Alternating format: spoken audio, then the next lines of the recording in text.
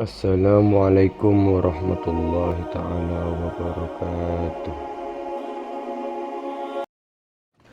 Kali ini kita akan mengisahkan tentang panglima perang termuda di zaman Rasulullah.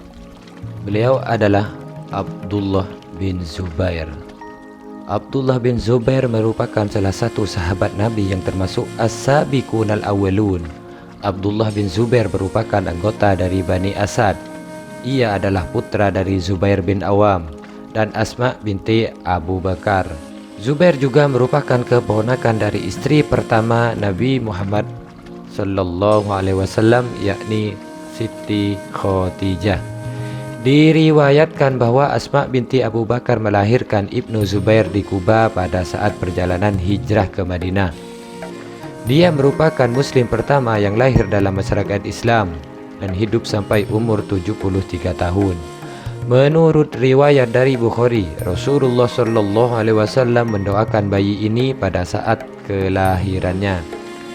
Ibnu Zubair adalah sosok ahli ibadah yang sangat tekun, salat malam dan berpuasa, dan meriwayatkan hadis dari Rasulullah sebanyak 33 hadis.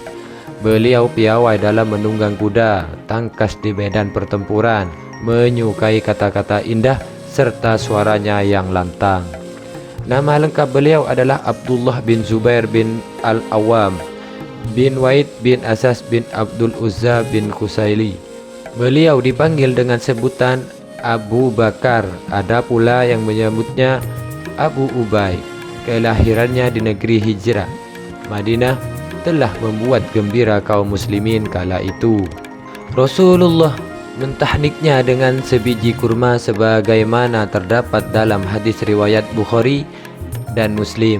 Beliau dikenal sebagai sahabat Nabi yang menolak politik dinasti. Beliau sebenarnya tidak setuju pelimpahan kekuasaan dari Muawiyah kepada Yazid karena dianggap tidak syar'i. Namun banyak dari sahabat yang menyetujui keputusan Muawiyah tersebut. Yazid bin Muawiyah meski tidak setuju, namun Abdullah bin Zubair juga tidak memprovokasi massa untuk memberontak pada penguasa kala itu. Di usianya yang ke-12, Abdullah bin Zubair telah mengenal perang. Ia ikut dalam rombongan perang Yarmouk pada Rajab tahun ke-15 Hijriah, 4 tahun berselang ketika menginjak umur 16 tahun. Abdullah bin Zubair ikut serta dalam kegiatan pasukan perang di bawah komando Amr bin Alas. Di Mesir, ia terlibat dalam pertempuran melawan pasukan Bizantium di Afrika dan pertempuran-pertempuran lainnya.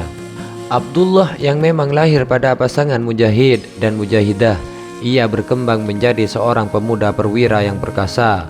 Keperwiraannya di medan perang ia buktikan ketika bersama mujahid-mujahid lainnya menggempur Afrika, membebaskan mereka dari kesesatan. Pada waktu mengikuti ekspedisi tersebut, usianya baru menginjak 17 tahun. Namun begitulah kehebatan sistem Islamiyah yang bisa mencetak pemuda-pemuda hebat.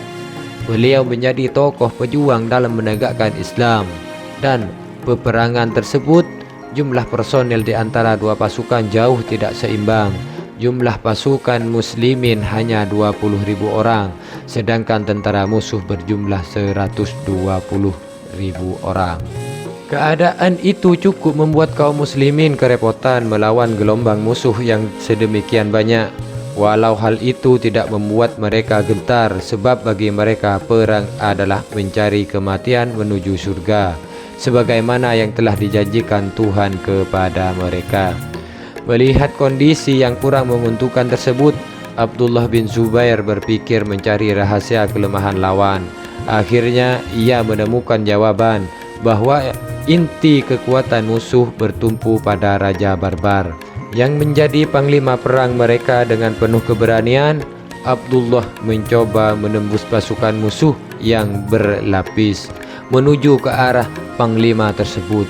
Ketika jarak antara dirinya dan Raja Barbar telah dekat, ia menebas pedangnya menghabisi nyawa panglima kaum musyrik itu. Panji pasukan lawan pun direbut oleh teman-temannya dari tangan musuh.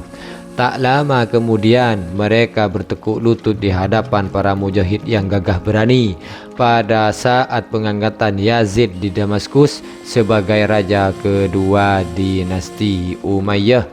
Pada saat pengangkatan Yazid di Damaskus sebagai raja kedua dinasti Umayyah, Abdullah bin Zubair bin Awam dibaiat menjadi khalifah di Madinah bertepatan pada tahun ke-63 Hijriah atau 682 Masehi saat beliau menjadi khalifah di wilayah kekuasaannya meliputi seluruh Hijaz, Mekah, Madinah dan sekitarnya. Beliau memulai pemerintahannya dengan pembangunan Ka'bah dan memilih gubernur Madinah serta mengirim utusan-utusan ke Irak untuk melanjutkan perjuangannya. Sampai di sini dulu kisah untuk kali ini. Kurang lebihnya kami mohon maaf. Akhiran wallahul muwaffiq ila aqwamit thoriq. Assalamualaikum warahmatullahi taala wabarakatuh.